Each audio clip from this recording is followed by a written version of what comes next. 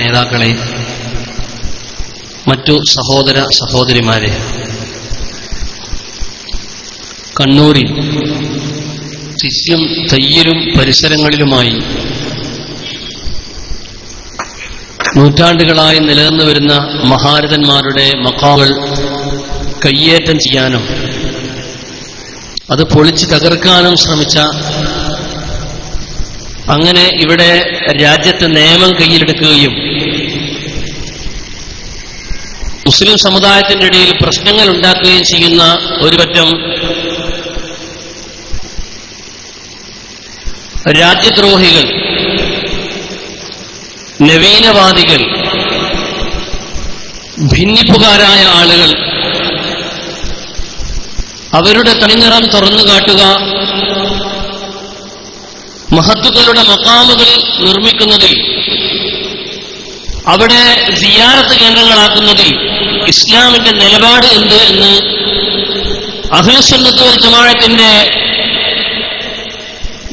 നിലപാട് എന്ത് എന്ന് വിശദീകരിക്കാൻ വേണ്ടിയാണ് ഈ സമ്മേളനം ഇവിടെ സംഘടിപ്പിച്ചിട്ടുള്ളത്. കഴിഞ്ഞ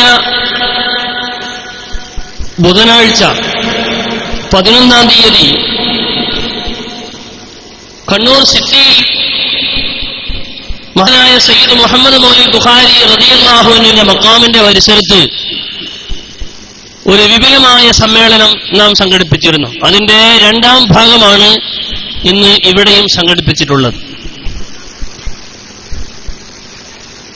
നമ്മുടെ പൂർവസൂരികളായ ആളുകൾ, കൃത്യമായി പറഞ്ഞാൽ സ്വഹാബത്തിന്റെ കാലം തൊട്ട് തന്നെ പരിശുദ്ധ ഇസ്ലാം എത്തുകയും പ്രചാരണങ്ങൾ നടക്കുകയും നിരാക്ഷേപ മുസ്ലിമീങ്ങൾ നടത്തിവരുന്ന പല ആചാരങ്ങളും വളരെ ശക്തമായ ഭാഷയിൽ വിമർശിക്കാനും അതിനെതിരെ തെളിവുകൾ നിരത്താനുമാണ് വഹാബികൾ 1922 ശേഷം മാത്രം നമ്മുടെ രാജ്യത്തേക്ക്, നമ്മുടെ കേരളത്തിലേക്ക് കടന്നുവന്ന വഹാബികൾ ശ്രമിച്ചുകൊണ്ടിരിക്കുന്നത്. അവരുടെ പ്രഭാഷണങ്ങളും എഴുത്തുകളും ലഘുലേഖകളും സന്ദർഭത്തിൽ നിന്ന് അട്ടിയെടുത്തതും ആളുകളെ തെറ്റിദ്ധരിപ്പിക്കുന്നതുമാണ് എന്ന കാര്യത്തിൽ യാതൊരു സംശയവും ഇല്ല. അതുകൊണ്ട് തന്നെ എന്താണ് അതിന്റെ വസ്തുത എന്ന് നാം കൃത്യമായി വിശദീകരിക്കുകയാണ്. ഏറ്റവും പ്രധാനമായി നാം ഇവിടെ സംസാരിക്കുന്ന വിഷയം അള്ളാഹുവിന്റെ മഹത്തുക്കളുടെ മഖാമുകൾ, അവരുടെ ഖബറുകൾക്കടുത്ത് സിയാറത്ത് കേന്ദ്രങ്ങളാക്കാൻ വേണ്ടി അവിടെ കെട്ടിടങ്ങൾ പണിയുകയും അവിടെ ഖുബ്ബകൾ പണിയുകയും അത് ജനങ്ങൾക്ക് സിയാറത്തിന് സൗകര്യമൊരുക്കുകയും ചെയ്യുന്നതിന്റെ ഇസ്ലാമിക കാഴ്ചപ്പാട് എന്താണ്? മദ്ഹബിന്റെ കാഴ്ചപ്പാട് എന്താണ്? പരിശുദ്ധ ഇസ്ലാമിന്റെ പ്രമാണങ്ങൾ അതിനെ സംബന്ധിച്ച് എന്തു പറയുന്നു എന്ന് ആമുഖമായി ഞാൻ പരിശോധിക്കുകയാണ്. നമ്മുടെ ഈ പരിപാടി ഇവിടെ ഒരുമിച്ച് കൂടി തടിച്ചുകൂടി നിൽക്കുന്ന ആളുകൾ മാത്രമല്ല, ലോകത്തിന്റെ അഷ്ടദിക്കുകളിൽ നിന്നും ഇസ്ലാമിക ക്ലാസ് റൂമിലൂടെ ഗൾഫ് രാജ്യങ്ങളിൽ നിന്ന് വിശേഷിച്ചും നമ്മുടെ സുഹൃത്തുക്കളെല്ലാം കേട്ടുകൊണ്ടിരിക്കുകയാണ്. നമ്മുടെ SKSSFന്റെ കീഴിലുള്ള ഈ ഇസ്ലാമിക് ക്ലാസ് റൂം, അത് ഈ രീതിയിൽ അഹ്ലുസുന്നത്ത് വൽ ജമാഅത്തിന്റെ പ്രചരണത്തിന് വളരെയേറെ മുൻതൂക്കം കൽപ്പിച്ചുകൊണ്ട് നടത്തിവരുന്ന ഈ ക്ലാസ് റൂം, അതിന്റെ സംവിധാനം കൊണ്ട് ലോകമെമ്പാടുമുള്ള മലയാളികൾക്ക് എവിടെ താമസിക്കുന്നു അവർക്ക് മുഴുവൻ നമ്മുടെ കാര്യങ്ങൾ നേരിട്ട് കാണാനും കേൾക്കാനും അറിയാനും പറ്റുന്ന രീതിയിൽ സംവിധാനിച്ച SKSSFന്റെ ഈ ക്ലാസ് റൂമിന്റെ സംഘാടകരോടുള്ള കടപ്പാട്, അവരുടെ ശ്രമകരമായ അവരുടെ പ്രവർത്തനം നാം അറിയിക്കുകയും അതെടുത്തു പറയുകയും ചെയ്യുകയും അല്ലാഹു സുബ്ഹാനഹു വ തആല നമ്മിൽ നിന്നും അവരിൽ നിന്നും നമ്മുടെ ഈ സേവനങ്ങളെല്ലാം സ്വീകരിക്കുകയും കബൂലാക്കുകയും ചെയ്യുമാറാവട്ടെ. ആമീൻ ബിറഹ്മതിക യാ അർഹമർ റഹീമീൻ. നമ്മുടെ ഈ കണ്ണൂർ സിറ്റി എന്ന ഈ പ്രദേശം, അല്ലെങ്കിൽ തെയ്യിൽ എന്ന പ്രദേശം, മുസ്ലിമീങ്ങൾ തിങ്ങിപ്പാർക്കുന്ന പ്രദേശമാണ്. നമ്മളാൽ നിറഞ്ഞു നിൽക്കുന്ന മുസ്ലിം കോളനികളാണ്. വളരെ സന്തോഷത്തോടെ കഴിഞ്ഞുകൂടുന്ന ഈ ഇസ്ലാമിക ചുറ്റുപാടിന്റെ ഇടയിലേക്ക്, മുസ്ലിം സമൂഹത്തിന്റെ ഇടയിലേക്ക്, മുസ്ലിം മഹല്ലുകളുടെ ഇടയിലേക്ക് ഒരുപറ്റം ആളുകൾ കടന്നു വന്നുകൊണ്ട് അവർ ചില ആദർശങ്ങൾ അവർ സൃഷ്ടിച്ചെടുത്ത ആദർശങ്ങൾ നമ്മുടെ മുമ്പിൽ പ്രചരിപ്പിച്ച് ആ ആദർശപ്രകാരം നമ്മുടെ പള്ളികളും മദ്രസകളും മഖാമുകളും മസാറുകളും നമ്മുടെ മദാരിബുകളും അത് കയ്യേറ്റം ചെയ്യുക എന്നത് ഒന്നാമതായി പറഞ്ഞാൽ അത് രാജ്യദ്രോഹമാണ്, അത് വൻ കുറ്റമാണ്. ഇവിടുത്തെ നിയമം കയ്യിലെടുക്കലാണ്. മഖാമുകളെ കെട്ടൽ തെറ്റാണെന്ന് നിങ്ങളുടെ വാദം സമർത്ഥിച്ചാൽ തന്നെ അത് കയറി പൊളിക്കാൻ നിങ്ങൾക്ക് എന്ത് അവകാശമാണുള്ളത്? എന്താണ് ഇതിനെപ്പറ്റി ശറഅ് പറയുന്നത്? മഖാമ് പൊളിക്കേണ്ട മഖാമാണെന്ന് നിങ്ങൾ തെളിവ് കൊണ്ട് സമർത്ഥിച്ചാൽ തന്നെ ഈ രാജ്യത്ത്, ജനാധിപത്യ രാജ്യത്ത്, മതേതരത്വ രാജ്യത്ത് ഓരോരുത്തരും വന്ന് ഈ സമൂഹത്തിനിടയിൽ നടന്നു വരുന്ന പള്ളികളും മഖാമുകളും മദ്രസകളും കയറി പൊളിക്കാൻ നിയമം കയ്യിലെടുക്കാൻ നിങ്ങൾക്ക് അവകാശമുണ്ടോ? എന്താണ് അതിന്റെ മതവിധി? കട്ടവന്റെ കൈ മുറിക്കണമെന്നാണ് ഇസ്ലാമിക നിയമം. അത് ഈ രാജ്യത്ത് നടപ്പിലാക്കാൻ പറ്റുമോ?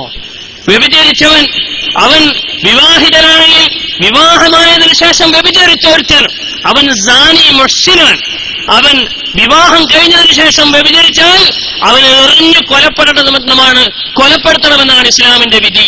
അതിവിടെ രാജ്യത്ത് നടപ്പിലാക്കാൻ പറ്റുമോ? എന്താണ് ഇവിടുത്തെ നിലപാട്? നിങ്ങൾ പറയണം. പരിശുദ്ധ ഇസ്ലാമിന്റെ നിലപാട് നിങ്ങൾ പറയണം. അങ്ങനെ നടപ്പിലാക്കാൻ പറ്റുമോ? അങ്ങനെയാണോ ഇസ്ലാം പഠിപ്പിക്കുന്നത്?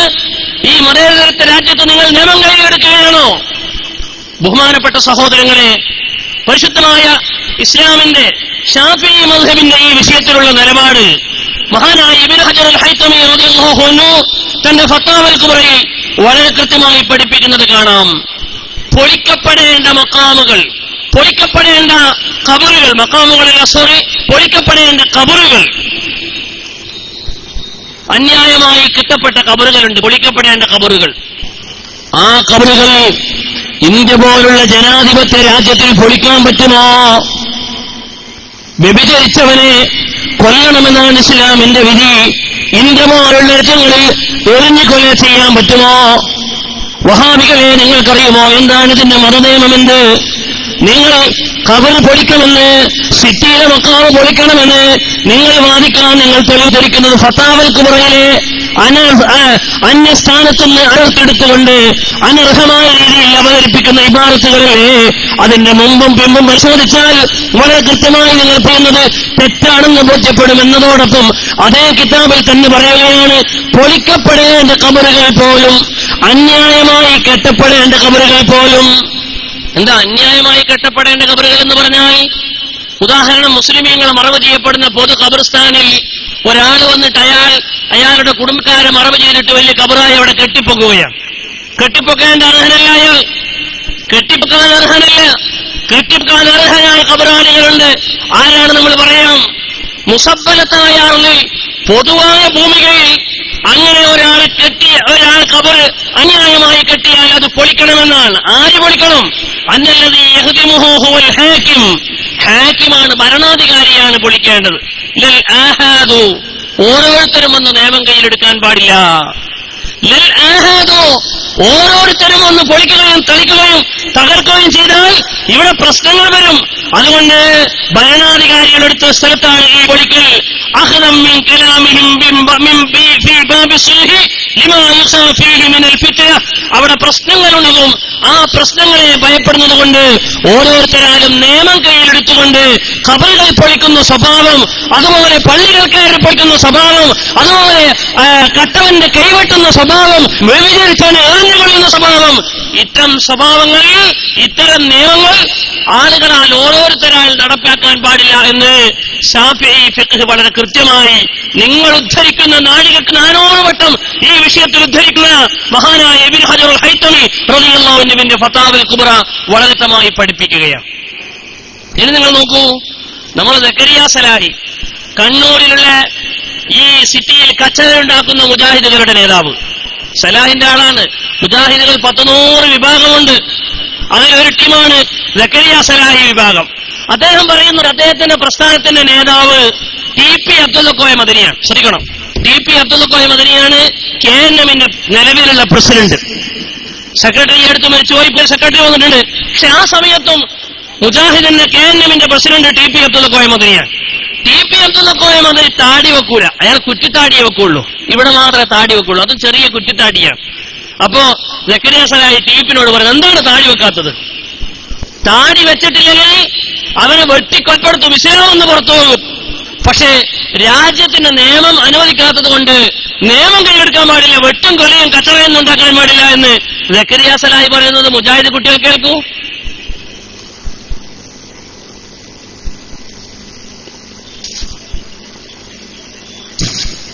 തലക്കുന്ന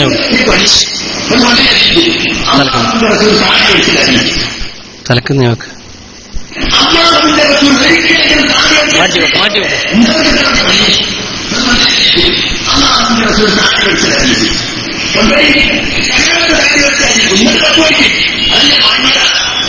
പിന്നെ പറഞ്ഞാലോ ഈ ചാടി എന്ന് പറഞ്ഞത് എവിടെ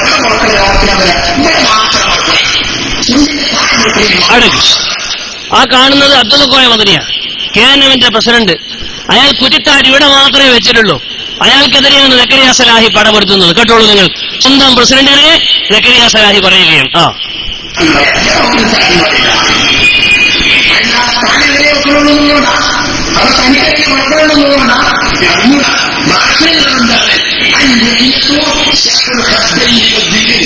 രണ്ട് കവണം താടിയും വളർത്തുന്ന രോമത്തിൽ പറയുന്ന പേരാണ് നീയത്തിൽ താടി. താടി വളർത്താൻ പറഞ്ഞാണ് പ്രതിബദ്ധമായി വന്നത്. താടി വളർത്ത സെലഫിയാണോ? അടുപടി TP അബ്ദുള്ള കോയനോട് പറയണം, സെലഫിയാണോ താടി വെക്കണം, അല്ലെങ്കിൽ പുറത്തു പോകണം. താടി വെക്കാൻ വിശ്വസിക്കുക. നാല് മദ്ഹബിലും അത് വിരോധിക്കപ്പെട്ട കാര്യമാണ്. മദ്ഹബി പണ്ഡിതന്മാർക്ക് അത് ഹറാമാണെന്നാണ് പറഞ്ഞിട്ടുള്ളത്. ഈ റമളാൻ മാസത്തിലേക്ക് അന്ന് നിർത്തിക്കൂടെ കൂട്ടരെ? പ്രസിഡന്റിനോട് പറയണത് റമളാൻ മാസങ്ങളിൽ ഒന്ന് താടി വെച്ചൂടെ അബ്ദുള്ള കോയ മദനി? മടക്കുന്ന മാസല്ലേ ഈ താടി വലിക്കാൻ തന്നെ തെറ്റെന്ന് ഞാനൊന്ന് ഖേദിച്ചു മടക്കെ തീരുമാനിച്ചൂടെ? ഒന്ന് വലിച്ചെറിഞ്ഞൂടെ? രാവിലെ അത് ചരണ്ടിയിട്ടാ പള്ളിക്ക് പോവുക അല്ലേ? വെള്ളിയാഴ്ച അത് ചരണ്ടിയിട്ടാ ചുമക്ക് പോവുക. എത്ര മൂത്തോർക്ക് അത് തീ മനസ്സിലാക്കും. ചെറുപ്പക്കാർക്ക് എത്ര വലിയ മടിയില്ല താടി വെക്കാം. കുറച്ച് കാലം കൂടി 45-50 കഴിഞ്ഞവർക്കാ വെക്കാൻ ഭയങ്കര മടി. എന്താ എനിക്ക് മനസ്സിലാകുന്നില്ല. അത് നെരച്ചാണ്, ആ തലയിൽ നെരച്ചുള്ളോ? എന്താ പഠിച്ചാത്തത്? രാവിലെ പോയി പഠിച്ചോളി, പൈസ ചെലവാകൂലേ? പെണ്ണുങ്ങളെ ഏൽപ്പിച്ചാൽ മതി, ഓർക്കൊരു ഡ്യൂട്ടിക്കോട്ടെ. നിത്യാനോ അങ്ങനെ നേർച്ചോണ്ട് മീശ നേർച്ച പഠിച്ചാത്തേ ആയിട്ടാ താടി ഒക്കെ നേർച്ചകൾ പഠിച്ചാൽ നോട് ഇറങ്ങിയത്. ഓർപ്പം പോണ്ടിരുന്ന അറിയത്തേക്ക് എവിടേക്കായി പോണത്? എന്തിനാ നേരത്തെ ഇറങ്ങാറായി ഇതിന് നിൽക്കുന്നത്? ഒന്നുകിലും മുസ്ലിമായി ജീവിക്കാം, അല്ലെങ്കിൽ കാപ്പറാൻ സംബന്ധിച്ച് പുറത്തു പോവുക. എന്താ പറഞ്ഞത്? താടി പഠിച്ച് ഒന്നുകിൽ താടി പഠിച്ച് മുസ്ലിമായി ജീവിക്കുക, അല്ലെങ്കിൽ കാഫറായി പുറത്തു പോവുക. ാണൊരു പ്രബോധകൻ പറയുന്നത്. താടി പഠിച്ചാൽ കാഫറാവുന്ന പറഞ്ഞു വരുന്നത്. അദ്ദേഹം തുടർന്നുകൊണ്ട് പറയുന്നത് എന്താണെന്നറിയോ? താടി പഠിച്ചവനെ വെട്ടണം, കൊല ചെയ്യണം. മാത്രമല്ല ഈ രാജ്യത്തത് കൊല ചെയ്യാൻ പാടില്ല, കാരണം നിയമപ്രശ്നമാണ്, നിയമം കയ്യിലെടുക്കാൻ പാടില്ല, മതേതര രാജ്യമാണെന്നാണ് തുടർന്ന് സക്കരിയ സലാഹി പറയുന്നത്. അതുകൊണ്ട് സക്കരിയ സലാഹിന്റെ വിഭാഗമായ മുജാഹിദുകളോട് പറയുകയാണ്, നിങ്ങൾ ഒരിക്കലും നിയമം കയ്യിലെടുക്കുന്ന ഈ പരിപാടി പാടില്ല. മറിച്ച് ഖബർ പൊളിക്കണം, മഖാമുകൾ പൊളിക്കണം, മസാറിന്റെ മുകളിലുള്ള കുബ്ബകൾ പൊളിക്കണം, അവിടെ കെട്ടിയ ബിൽഡിങ്ങുകൾ പൊളിക്കണം എന്നാണ് നിങ്ങളുടെ നിലപാടെങ്കിൽ വളരെ കൃത്യമായി പറയട്ടെ, എന്താണ് അതിന്റെ മതരേഖകൾ? അത് പറയാൻ നിങ്ങൾ സന്നദ്ധരാവണം. ഒരു റിപ്പോർട്ട് എഴുതിയിട്ട് ആളുകളെ കൺഫ്യൂഷൻ ആക്കുന്നതിന് പകരം നിങ്ങൾക്ക് തുറന്നു വെച്ചിരിക്കുകയാണ് ഈ വേദി. നിങ്ങൾ ഇങ്ങോട്ട് വരിക. ഇനി ഞങ്ങളെ മുഖാമുഖത്തിന് വരെ നിങ്ങൾക്ക് ക്ഷേമകേടാണെങ്കിൽ ഞങ്ങൾ അങ്ങോട്ട് വരാം, നിങ്ങളൊരു മുഖാമുഖം വെക്കൂ. അതിന് നിങ്ങൾക്ക് ഭയമാണെങ്കിൽ ഞങ്ങൾക്ക് വേണമെങ്കിൽ ഒന്നിച്ചിരിക്കാം. സിറ്റിയിലാവട്ടെ സമാനാവട്ടെ, നിങ്ങൾ പറയുന്നത് മക്കാമ് കെട്ട് ഖബർ കെട്ട് ശിർക്കാണെന്നാണ്. ശിർക്കിന്റെ പട്ടിക നിങ്ങൾ തയ്യാറാക്കിയ ശിർക്കിന്റെ പട്ടിക എന്റെ കയ്യിലുണ്ട്. ഈ പട്ടികയിൽ പറയുന്നറിയോ? ഒരുപാട് ശിർക്കിന്റെ കാര്യങ്ങൾ. ശിർക്കിന്റെ പട്ടിക എന്തൊക്കെയാണ് ശിർക്കുകൾ? അതിൽ പറയാണ് ജാറം കെട്ടൽ, ജാറം മൂടൽ, സുജൂദ് ചെയ്യൽ, ഖബറാളിയോട് പ്രാർത്ഥിക്കൽ, പെട്ടിവരവ് മക്കബറിന് വേണ്ടി നേർച്ചപ്പെട്ടിയും മറ്റുമൊക്കെയല്ലേ, അതൊക്കെ ശിർക്കാണ്. ഖബർ കെട്ടൽ ശിർക്കാണെന്ന് നിങ്ങൾ പറയുന്നു. നിങ്ങൾ അറിയില്ലേ ഇവിടെ ഉന്നയിച്ച വിഷയം? ഞങ്ങൾ പറയുന്നു ഖബർ കെട്ടൽ ശിർക്കാണ് എന്നൊരു മേഖലയിൽ ഒരു സംവാദത്തിന് തയ്യാറുണ്ടോ? പരസ്യ സംവാദത്തിന് ഞങ്ങൾ തയ്യാറാണ്. 2 സ്റ്റേജ് കെട്ടിയിട്ടാവാണെങ്കിൽ, ഓഡിറ്റോറിയത്തിൽ വേണമെങ്കിൽ ആവാം, വീട്ടിൽ വെച്ചാവാം. തയ്യാറുണ്ടോ? ഖബർ കെട്ടൽ ശിർക്കാണെന്നാണ് നിങ്ങൾ എഴുതിയത്. നിങ്ങളത് പറയാൻ ആ വാദത്തിൽ ഇനി വ്യവസ്ഥക്ക് വന്നിട്ട് കടിപിടി കൂടുതലും വേണ്ട, വാദം തന്നെ ഇപ്പം പിടിച്ചോളൂ. ഖബർ കെട്ടൽ ശിർക്കാണെന്ന് നിങ്ങൾ എഴുതിയ ഈ വാദത്തിൽ നിങ്ങൾ സംവാദത്തിൽ തയ്യാറുണ്ടോ? ഞങ്ങൾ ചോദിക്കുകയാണ്, മുജാഹിദുകളെ നിങ്ങൾ തയ്യാറുണ്ടോ? മാത്രമല്ല, പരിശുദ്ധ ഇസ്ലാം ഖബർ കെട്ടുന്നതിനെ സംബന്ധിച്ച്, മഖാമ് കെട്ടുന്നതിനെ സംബന്ധിച്ച്, മഹത്തുക്കളുടെ ഖബറിനടുത്ത് അത് മസാറായി സിയാറത്തിന്റെ കേന്ദ്രങ്ങളാക്കുന്നതിനെ സംബന്ധിച്ച് എന്താണ് ഇസ്ലാമിന്റെ നിലപാട് എന്നറിയുമോ? എന്താണ് അതിന്റെ ഇസ്ലാമിന്റെ നിലപാട്? ഇവര് പറയുന്നു ഖബർ പൊളിക്കണമെന്നാണ്, മഖാമുകൾ പൊളിക്കണമെന്നാണ്, അത് നിലനിർത്തണ്ട എന്നാണ് ശാഫിഈ മദ്ഹബ് എന്നല്ലേ? യഥാർത്ഥത്തിൽ ശാഫിഈ മദ്ഹബിന്റെ നിലപാടാണ് ഞാനിവിടെ വിശദീകരിക്കാൻ പോകുന്നത്. വഹാബികളെ ശരിക്കും കേട്ടോളൂ. മഹാനായ ഇബ്നു ഹജർ ഹൈതമി റളിയല്ലാഹു അൻഹു തന്റെ തുഹ്ഫയുടെ 7ാം വാല്യത്തിൽ വളരെ കൃത്യമായി പറയുന്നത് കാണാം. വസിയത്തിന്റെ അധ്യായത്തിൽ ഒരു മനുഷ്യൻ അയാൾ വസിയത്ത് ചെയ്യുകയാണ്. എന്താണ് വസിയത്ത് ചെയ്യുന്നത്? വസിയത്ത് ചെയ്യുന്നത് ഒരു മനുഷ്യൻ മരണപ്പെടുമ്പോൾ അയാൾ എന്തെങ്കിലും വസിയത്ത് ചെയ്യുകയാണെങ്കിൽ പുണ്യമുള്ള കാര്യം, തെറ്റല്ലാത്ത കാര്യമേ വസിയത്ത് ചെയ്യാൻ പറ്റൂ. തെറ്റായ കാര്യം ഒരാൾ വസിയത്ത് ചെയ്താൽ ആ വസിയത്ത് നടപ്പിലാവുകയില്ല.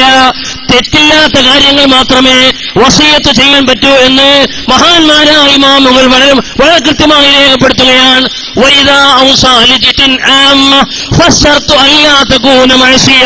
പൊതുമേഖലയിലേക്ക് ഒരാൾ മരിക്കുമ്പോൾ വസിയത്ത് ചെയ്യുകയാണെങ്കിൽ എന്റെ മരണശേഷം ഇത് നടപ്പിലാക്കണമെന്ന് പറഞ്ഞുകൊണ്ട് ഒരാൾ വസിയത്ത് രേഖപ്പെടുത്തുകയാണെങ്കിൽ ആ നടപ്പിലാക്കപ്പെടേണ്ട, വസിയത്ത് ചെയ്യപ്പെടേണ്ട കാര്യം അത് തെറ്റല്ലാത്തതായിരിക്കണം. എന്താണ് തെറ്റല്ലാത്തത്? വശമിലാദമുൽ മഅസിയ, തെറ്റല്ലാത്തത് എന്ന് പറയുമ്പോൾ അത് ഉൾക്കൊള്ളിച്ചു അൽ ഖുർബത്ത, പുണ്യമുള്ള കാര്യങ്ങൾ. പുണ്യമുള്ള കാര്യങ്ങൾ ഏതുപോലെ? കബിനാഇ മസ്ജിദിൻ, പള്ളി എടുക്കാൻ വേണ്ടി ഒരാൾക്ക് വസിയത്ത് ചെയ്യാം. മഹാനായ ഇബ്നു ഹജർ ഹൈതമി റളിയല്ലാഹു അൻഹു ശാഫിഈ മദ്ഹബിന്റെ അവസാനത്തെ വാക്കാണ്. ശാഫിഈ മദ്ഹബിന്റെ അവസാനത്തെ വാക്കാണത്. മഹാനായ ഇബ്നു ഹജർ തങ്ങൾ പറയുകയാണ്, പള്ളി നിർമ്മിക്കാൻ വേണ്ടി ഒരാൾക്ക് വഖഫ് ചെയ്യാം, വസിയത്ത് ചെയ്യാം. മരിക്കുമ്പോ പള്ളി നിർമ്മിക്കണം, എന്റെ ഇന്നാളിന്ന പൈസ കൊണ്ട് പള്ളി നിർമ്മിക്കണം എന്നൊരാൾക്ക് വസിയത്ത് ചെയ്യാം. കാരണം അത് പുണ്യമുള്ളതാണ്. മാത്രമല്ല,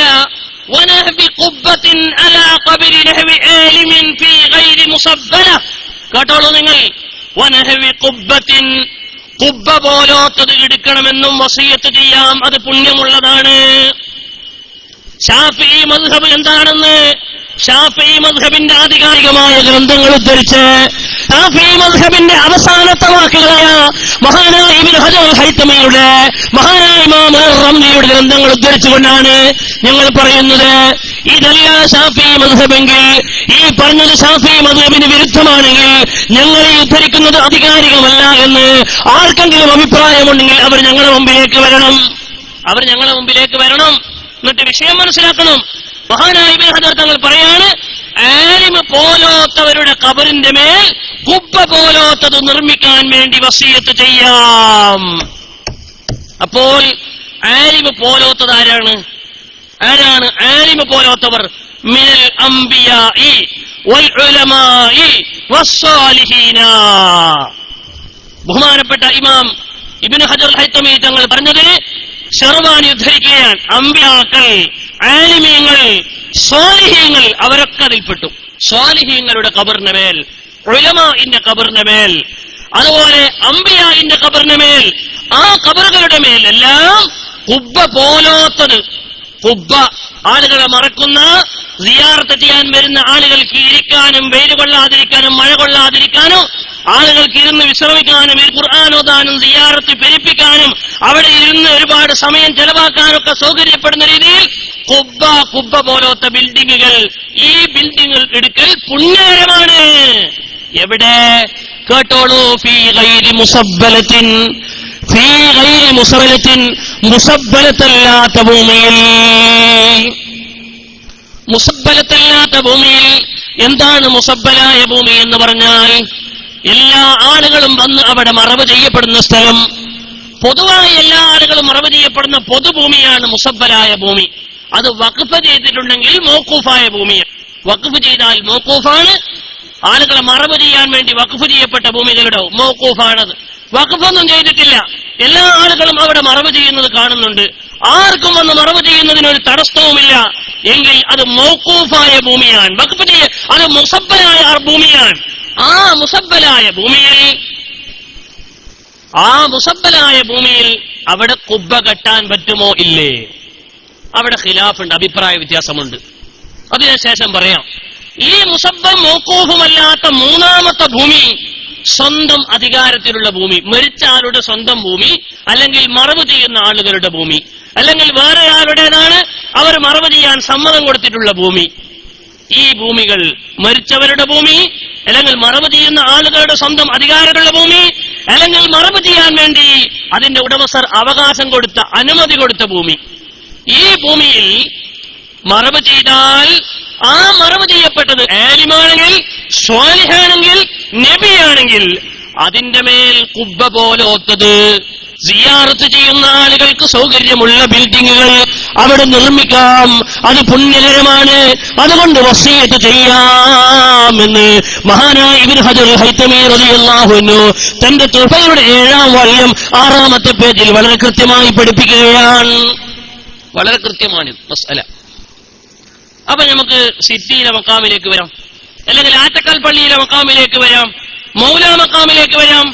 മൗലാ മക്കാം എന്ന സ്വന്തമായ ഒരു പ്രത്യേകമായ ഒരു സ്ഥലത്തുള്ളതാണ്. അത് മുസബ്ബലായ ഭൂമിയല്ല. എല്ലാ ആളുകൾക്കും യഥേഷ്ടം വന്ന് അവിടെ മറവ് ചെയ്യാൻ പറ്റുന്ന രീതിയിൽ പൊതു ഖബർസ്ഥാനല്ല അത്. മറിച്ച് അവർക്ക് വേണ്ടി മാത്രം അധികാരപ്പെട്ട, അവർക്ക് മറവ് ചെയ്യാൻ വേണ്ടി അതിനുവേണ്ടി മാത്രമുള്ള സ്വന്തമായ ഭൂമിയാണ്. ആ ഭൂമി അവിടെ മഹാനായ സയ്യിദ് മുഹമ്മദ് മൗലവി ബുഖാരി ഖദ്ദസല്ലാഹു സിർറഹുൽ അദീസ് തങ്ങൾ അവർക്ക് വലിയ മഹാനാണ്. മഅറൂഫായ, സമൂഹത്തിനിടയിൽ കറാമത്ത് കൊണ്ട് പ്രസിദ്ധരായ വലിയാണ്, ഖുതുബുസ്സമാനാണ്. അത്രയും വലിയ മഹാനായ തങ്ങൾ അവരുടെ ഖബറിന്റെ മേലെ സിയാറത്ത് ചെയ്യാൻ വരുന്ന ആളുകൾക്ക് സിയാറത്ത് ചെയ്യാൻ സൗകര്യമായി അവർക്ക് വെയിലും മഴയും കൊള്ളാതിരിക്കാൻ ഒരു ബിൽഡിംഗ്, അല്ലെങ്കിൽ അതിന്റെ മേലുള്ളൊരു കുബ്ബ. ആ കുബ്ബ അത് പുണ്യമുള്ളതാണ്, അത് ഖുർബത്താണ്, അത് വസിയത്ത് ചെയ്യാൻ പറ്റുന്ന മുതലാണ് എന്ന് മഹാനായ ഇബ്നു ഹജർ ഹൈതമി റളിയല്ലാഹു അൻഹു പറയാൻ. നിങ്ങൾ നോക്കൂ, മമ്പത്തെ മക്കാമിലേക്ക്, മമ്പുറം എന്ന് പറയുന്ന നാട്ടിൽ അവിടെ ഒരു പള്ളിയുണ്ട്, അവിടെ ഒരു ഖബർസ്ഥാനമുണ്ട്. ആ പൊതു ഖബർസ്ഥാനിലെല്ലാം മമ്പുറം സയ്യിദ് അലവി തങ്ങൾ മറവപ്പെട്ടിട്ടുള്ളത് അതൊരു പ്രത്യേകമായ അവരുടെ മിൽക്കിലുള്ള അധികാരത്തിലുള്ള ഭൂമിയിലാണ്.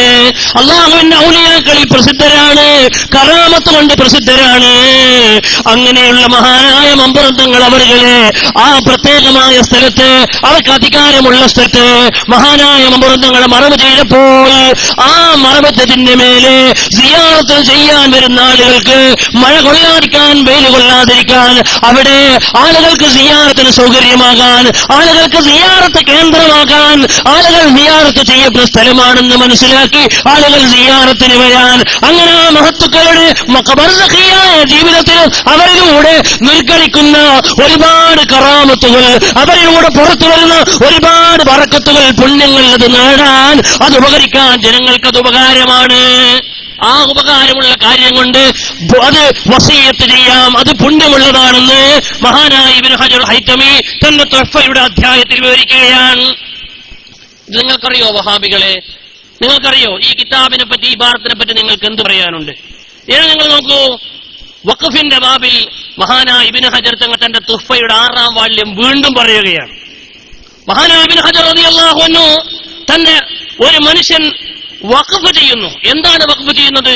എനിക്ക് കുറച്ച് ഭൂമിയുണ്ട്, അല്ലെങ്കിൽ കുറച്ച് സ്വത്തുണ്ട്, ആ സ്വത്ത് വഖഫ് ചെയ്യുന്നു. എന്തൊക്കെ വഖഫ് ചെയ്യാം? ഒരു ഖബറിന് വഖഫ് ചെയ്യാൻ പറ്റുമോ? ഖബർ കെട്ടാൻ വഖഫ് ചെയ്യാൻ പറ്റുമോ? പുണ്യമുള്ളതിന്റെ ഭാഗത്തേക്കല്ലേ വഖഫ് ചെയ്യേണ്ടത്, കുറ്റത്തിലേക്ക് വഖഫ് ചെയ്യാൻ പറ്റൂലല്ലോ. ഒരു കളിശാപ്പ് ഒരാൾ വഖഫ് ചെയ്യാൻ പറ്റുമോ? കുറ്റകരമായ വഖഫ് ചെയ്യാൻ പറ്റുമോ? വഖഫിന്റെ മഹാബാബിൽ മഹാനായ ഇബ്നു ഹജർ തങ്ങൾ പറയുകയാണ്, വസിയത്തിന്റെ ബാബിൽ 7-ാം വാല്യത്തിൽ ഞാൻ നേരത്തെ വായിച്ച ഭാഗത്തിന് സൂചിപ്പിച്ചുകൊണ്ട് പറയുകയാണ്. അതിനുശേഷം വരുന്നുണ്ട് ഹുക്മുൽ വഖഫി അല ശൈഖിൽ ഫുലാനി.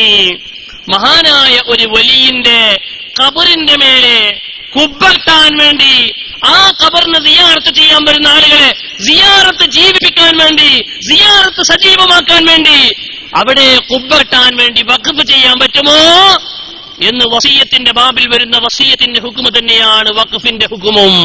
അഥവാ അത് പറ്റും, അത് പുണ്യമുള്ളതാണെന്ന് മഹാനായ ഇബ്നു ഹജർ ഹൈതമി റളിയല്ലാഹു അൻഹു തന്റെ തുഹ്ഫയുടെ 6-ാം വാള്യത്തിൽ പറയുകയാണ്. ഇനി നിങ്ങൾ നോക്കൂ, വഹാബികൾക്ക് ഇതൊന്നും അറിയില്ല, ഇതെവിടെയാ നോക്കേണ്ടത് എന്നറിയില്ല. അറിയുന്ന ഏതെങ്കിലും വഹാബി കുട്ടികളുണ്ടെങ്കിൽ ഇവിടെ വരണം. ഞങ്ങൾ കഴിഞ്ഞ ആഴ്ച സിറ്റിയിൽ വെച്ച് വളരെ കൃത്യമായി പറഞ്ഞിട്ടുണ്ട്, ഞങ്ങൾ ശാഫിഈ മദ്ഹബുകാരാണ്. നിങ്ങൾ പറഞ്ഞല്ലോ ഞങ്ങൾക്ക് മദ്ഹബുണ്ട്. ഏത് മദ്ഹബാണ് നിങ്ങൾക്കുള്ളത്? ഏത് മദ്ഹബിന്റെ അടിസ്ഥാനത്തിലാണത് പൊളിക്കാൻ പറയുന്നത്? നിങ്ങൾ പറയണം. ഞങ്ങൾ പറയുന്നു ഞങ്ങൾ ശാഫിഈ മദ്ഹബുകാരാണ്, അത് പുണ്യമുള്ളതാണ്, അത് പൊളിക്കാൻ പാടില്ല. സിറ്റിയിലെ മക്കാമ് പൊളിക്കാൻ പാടില്ല. മഹാനായ മൗലാന തങ്ങളുടെ മക്കാമ് പൊളിച്ചുകൂടാ. ആറ്റക്കല്ലുള്ള മക്കാമ് പൊളിച്ചുകൂടാ. അത് പുണ്യം കിട്ടുന്ന കാര്യമായി, പുണ്യം ലഭിക്കുന്ന കാര്യമായി മുസ്ലിമീങ്ങൾ ചെയ്തതാണ്. അത് പുണ്യത്തെ തകർക്കലാണ്. ഇസ്ലാമിന്റെ പ്രമാണങ്ങൾ പറയുമ്പോൾ പ്രമാണ വിരുദ്ധമാണ് നിങ്ങൾ സംസാരിക്കുന്നത്. വളരെ ഊഷിറോടെയാണ് പറയുന്നത്, വളരെ ഊക്കോടെയാണ് പറയുന്നത്. പ്രമാണം കൊണ്ട് സംസാരിക്കുമ്പോൾ പ്രമാണം കൊണ്ട് നേരിടാനുള്ളവരുണ്ടോ? ഇത് തുറന്ന മുഖാമുഖമാണ്. ധൈര്യമുണ്ടെങ്കിൽ നിങ്ങൾ ഇങ്ങോട്ട് കടന്നു വരണം, ഇബാറത്തുമായി ഇസ്ലാമിന്റെ പ്രമാണങ്ങളുമായി കടന്നു വരണം. ഇനി നിങ്ങൾ നോക്കൂ, മഹാനായ മമ്പുറം തങ്ങളുടെ മക്കാമ്, ഈ മക്കാമിലുള്ളത് അത് പറയുന്നതിന് മുമ്പ് വഹാബികൾ ഏറ്റവും കൂടുതൽ ഉദ്ധരിക്കുന്ന കിതാബാണ് ഫത്താവൽ കുബ്ര. ഫത്താവൽ കുബ്രയെ കബർ പൊളിക്കണം എന്ന് പറഞ്ഞിട്ടുണ്ട്. അത്രേ നിങ്ങൾക്ക് പറഞ്ഞ മനസ്സിലായിട്ടില്ല. ഫത്താവൽ കുബ്ര എന്നത് പറഞ്ഞ മനസ്സിലായിട്ടില്ല. മഹാനായ ഇബ്നു ഹജർ തങ്ങൾ ഫത്താവൽ കുബ്രയുടെ 4-ാം വാള്യം 282-ാമത്തെ പേജിൽ വളരെ കൃത്യമായി എന്താണ് ഇങ്ങനെയുള്ള കബറുകളുടെ നിലപാട്, മഹാന്മാരുടെ കബർ കെട്ടുന്നതിന്റെ നിലപാട് എന്താണ്? നിങ്ങൾ പറയുന്ന കിതാബൊന്നും തന്നെ ഞാൻ വായിക്കും. നിങ്ങൾ ഇറക്കിയ ലഘുലേഖയിലെ കുറിപ്പുകളിലുള്ള ഇബാറത്തുകളുടെ അപ്പുറമാണ് ഞാൻ വായിക്കുന്നത്. നിങ്ങൾക്ക് എവിടെയാണ് ഒരു മസ്അല എന്ന് നോക്കി പഠിക്കാനുള്ള കഴിവുകൾക്കില്ല. ഫിഖ് അറിയണമെങ്കിൽ കിതാബ് തിരിയണം. ഇബ്നു ഹജർ തങ്ങളോട് ചോദിക്കുകയാണ്, വമാ ഹുക്മുൻ നദർ, തങ്ങളെ നേർച്ചയാക്കുന്നതിന്റെ വിധി എന്താണ്? ബിതജ്സീസി ഖബറിൻ, ഖബറിന് കുമ്മായമിടൽ കൊണ്ട്, ഔ ഹായിതിഹി, അല്ലെങ്കിൽ ഖബറിന്റെ ചുമരിന് കുമ്മായമിടൽ കൊണ്ട്, ഫഹൽ തസിഫു ഔലാ, അങ്ങനെ നേർച്ചയാക്കിയാൽ പറ്റുമോ ഇല്ലേ? ഒന്ന് പറഞ്ഞു തരുമോ തങ്ങളെ എന്ന് മഹാനായ ഇബ്നു ഹജർ തങ്ങളോട് ചോദ്യം. ആ ചോദ്യത്തിന് മഹാനായ ഇബ്നു ഹജറിന്റെ മറുപടി, ഖബറിന് കുമ്മായമിടാനും ഖബറിന്റെ ചുമരിന് കുമ്മായമിടാനും നേർച്ചയാക്കൽ ബാത്തിലുൻ, അത് പാടില്ല. ഖബറുമ കുമ്മായിടേണ്ട സ്ഥലമല്ല, ഖബറുമ കെട്ടേണ്ട സ്ഥലമല്ല. എല്ലാവരും ഖബറും അങ്ങനെ കെട്ടേണ്ടതാണോ? നഅം യൂഖദു, എങ്കിലും പിടിക്കപ്പെടുന്നുണ്ട്. മിൻ കലാമിൽ അസ്റഈ വസ്സർകശി വഗൈരിഹിമാ, ഇമാം അസ്റഈയുടെ സംസാരത്തിൽ നിന്ന്, ഇമാം സർകശിയുടെ സംസാരത്തിൽ നിന്ന്, അന്നഹു യസിഹു ദാലിക ഫീ ഖുബൂരിൽ അംബിയാഇ വൽ ഔലിയാഇ വൽ ഉലമാ, അംബിയാക്കളുടെ ഖബറുകളും ഉലമാക്കളുടെ ഖബറുകളും സ്വാലിഹീങ്ങളുടെ ഖബറുകളും ഔലിയാക്കളുടെ ഖബറുകളും ആ ഖബറുകളുടെ മേൽ കെട്ടാൻ, അവിടെ ചുമര് പണിയാൻ, അവിടെ ബിൽഡിംഗ് പണിയാൻ, അവിടെ കുബ്ബ പണിയാൻ, അവിടെ സിയാറത്ത് കേന്ദ്രങ്ങൾ പണിയാൻ, അവിടെ സിയാറത്ത് ജീവസുറ്റതാക്കുന്ന, സിയാറത്ത് സജീവമാക്കുന്ന, ആളുകളെ സിയാറത്തിന് കടന്നു വരാൻ പ്രേരിപ്പിക്കുന്ന, സൗകര്യപ്പെടുത്തുന്ന ബിൽഡിങ്ങുകൾ പണിയൽ, അതിനുവേണ്ടി നേർച്ചയാക്കാം, അത് പുണ്യമുള്ളതാണ് എന്ന് മഹാന്മാരായ ഇമാമുകളെ ധരിച്ചുകൊണ്ട് മഹാനായ ഇബ്നു ഹജർ ഹൈതമി തന്റെ ഫത്താവൽ കുബറയിൽ രേഖപ്പെടുത്തുകയാണ്. അപ്പം പിന്നെ സംശയം എന്താണ്? ഫത്താവൽ കുബറയിൽ പറഞ്ഞിട്ടുണ്ടല്ലോ ഖബർ പൊളിക്കണമെന്ന്, ഇബ്നു ഹജർ തങ്ങൾ തുഹ്ഫയിൽ പറഞ്ഞിട്ടുണ്ടല്ലോ ഖബർ പൊളിക്കണമെന്ന്, അവരൊക്കെ പറഞ്ഞിട്ടുണ്ടല്ലോ ഖബർ കെട്ടരുത് എന്ന്. എന്താണ് പിന്നെ ആ പറഞ്ഞതിനർത്ഥം? ആ പറഞ്ഞതിനർത്ഥം അത് വളരെ കൃത്യമാണ്. നിങ്ങൾ ആലോചിക്കൂ. ആ പറഞ്ഞതിനർത്ഥം എന്താണ്? കേട്ടോളൂ, നിങ്ങൾ വളരെ വ്യക്തമായി മനസ്സിലാക്കിക്കോളൂ. എല്ലാവരും ഖബറും കെട്ടാൻ പറ്റുമോ? ഇല്ല. എല്ലാ സ്ഥലത്തും ഖബർ കെട്ടാൻ പറ്റുമോ? ഇല്ല. അതെല്ലാ നിയമങ്ങളും പാലിച്ചുകൊണ്ടാണ് നമ്മുടെ ഇമാമുകൾ ഇവിടെ ചെയ്തിട്ടുള്ളത്. നമ്മുടെ ഇമാമുകൾ എല്ലാം വളരെ കൃത്യമായി നിയമങ്ങളൊക്കെ പാലിച്ചുകൊണ്ടാണ് നമ്മുടെ ഇമാമുകൾ ചെയ്തിട്ടുള്ളത്. എന്താ ഈ നിയമം? ഒരു സാധാരണക്കാരനായ മനുഷ്യൻ, സാധാരണക്കാരൻ നാടനാ, ഒരു നാട്, ആ സാധാരണക്കാരൻ ഈ പറഞ്ഞ വിഭാഗത്തിൽ നിന്നും പെട്ടതല്ലാത്തതെന്നർത്ഥം. അമ്പിയാക്കളിൽപ്പെട്ടവരല്ല, ഔലിയാക്കളിൽപ്പെട്ടവരല്ല, ഏഴിമീങ്ങളിൽപ്പെട്ടവരല്ല, സ്വാലിഹീങ്ങളിൽപ്പെട്ടവരല്ല, ഒരു സാധാരണക്കാരനാണ്. ആ മനുഷ്യന്റെ ഖബർ കെട്ടാൻ പാടില്ല. ആ മനുഷ്യന്റെ ഖബർ കെട്ടാൻ പാടില്ല. അതാണ് വയക്റഹുൽ ബിനാഉ അലൈഹി, ഖബറിന്റെ മേൽ കെട്ടൽ കറാഹത്താണ് എന്ന് മഹാനായ മഖ്ദൂദങ്ങൾ തന്റെ ഫത്ഹുൽ മുഈൻ തൊട്ട് ഇബ്നു ഹജർ തങ്ങൾ തന്റെ തുഹ്ഫയിൽ വരെ ഇമാം നവവി വരെയുള്ള സർവ്വ കിതാബും പറഞ്ഞതാണ്. അതാണ് ഇമാമിങ്ങൾ പറഞ്ഞ സാധാരണക്കാരനായ ഒരു മനുഷ്യന്റെ ഖബർ കെട്ടാൻ പാടില്ല. പാടില്ല എന്ന് പറഞ്ഞാൽ കറാഹത്താണ്. രണ്ട് വിധിയുണ്ട് അവിടെ. അവനവന്റെ ഭൂമിയിലാണെങ്കിൽ അത് കറാഹത്താണ്. എന്റെ വാപ്പ മരിച്ചു, നാടൻ അസാധാരണക്കാരനാണ്, ഉദാഹരണം പറയാം, ഞാൻ എന്റെ വീട്ടുവളപ്പിൽ തന്നെ തൊടുവിൽ തന്നെ വീട്ടുപറമ്പിൽ തന്നെ മുറ്റത്ത് തന്നെ എന്റെ ബാപ്പാനെ മറവ് ചെയ്യുന്നു. എന്റെ സ്വന്തം ഭൂമിയാ, അല്ലെങ്കിൽ എന്റെ ബാപ്പാന്റെ ഭൂമിയാ. അവിടെ എന്തിനാ ബാപ്പാന്റെ ഖബർ കെട്ടുന്നത്? കെട്ടേണ്ട ആവശ്യമുണ്ടോ? ആ ഖബർ കെട്ടൽ കറാഹത്താണ്. ഖബർ കെട്ടേണ്ട ആവശ്യമില്ല. സാധാരണക്കാരനായ ഒരു മനുഷ്യന്റെ ഖബർ കെട്ടേണ്ട ആവശ്യമില്ല, അത് കറാഹത്താണ്. എന്തുകൊണ്ടാണ് കറാഹത്ത്? മഹാനായ ഇബ്നു ഹജർ തങ്ങൾ പറയുന്നു, ലിന്നഹി അൻഹു, അതിന് തൊട്ട് വിരോധനയുണ്ട്. കെട്ടണ്ട എന്ന് വിരോധനയുണ്ട്. അതുകൊണ്ട് തന്നെ അത് കെട്ടേണ്ടതില്ല. അള്ളാഹുവിന്റെ റസൂൽ ഖബർ കെട്ടണ്ട എന്ന് പറഞ്ഞിട്ടുണ്ട്, കെട്ടരുത് എന്ന് പറഞ്ഞിട്ടുണ്ട്, കെട്ടിയതിന് പൊളിക്കണമെന്ന് പറഞ്ഞിട്ടുണ്ട്. അത് സാധാരണക്കാരന്റെ ഖബറാണ്. ഇനി നിങ്ങൾ നോക്കൂ, അത് കറാഹത്താണ് അതിന്റെ വിധി. ഇനി രണ്ടാമത്തത്, ഒരു സാധാരണക്കാരൻ ഖബർ ഞാൻ നേരത്തെ പറഞ്ഞ മുസബ്ബലായ ഭൂമിയിലോ മൗഖൂഫായ ഭൂമിയിലോ മറവ് ചെയ്യുന്നു. അവനവന്റെ സ്വന്തം അധികാരത്തിലുള്ള ഭൂമിയിലല്ല, മറിച്ച് സിറ്റിയിൽ എല്ലാവരും മറവ് ചെയ്യുന്ന ഒരു പൊതു ഖബർസ്ഥാനുണ്ട്. അതൊരു പക്ഷേ ആരോ വഖഫ് ചെയ്തതായിരിക്കാം, അല്ലെങ്കിൽ ആളുകൾക്ക് എല്ലാവർക്കും പൊതുവായി മറവ് ചെയ്യാൻ അവകാശപ്പെട്ട ഭൂമിയാണ്. ആരോ വഖഫ് ചെയ്തൊന്നുമല്ല, എല്ലാവർക്കും വഖഫ് ചെയ്യാൻ പറ്റുന്ന, എല്ലാവർക്കും മറവ് ചെയ്യാൻ പറ്റുന്ന രീതിയിലുള്ള ഭൂമി. അതാണ് മുസബ്ബലായ അർള്. ഈ മുസബ്ബലായ ഭൂമിയിൽ ഒരു നാടിന്റെ സാധാരണക്കാരന്റെ, നേരത്തെ പറഞ്ഞ അമ്പിയാക്കളോ ഔലിയാക്കളോ സാലിഹീങ്ങളോ അല്ലാത്തവരായ ആളുകളുടെ ഖബറുകൾ കെട്ടുന്നതിന്റെ വിധി എന്താണ്? ആ വിധി ഹറാമാണത്. എന്താണ് ഹറാമാണെന്ന് പറയാൻ കാരണം? ഖബറിന്റെ മേൽ കുപ്പ പടിക്കലും പാടില്ല. എന്തുകൊണ്ടാണ് ഹറാമാണെന്ന് പറയാൻ കാരണം? ഹറാമാണെന്ന് പറയാൻ കാരണം ലിതഹ്ജീരിഹി അലന്നാസ്,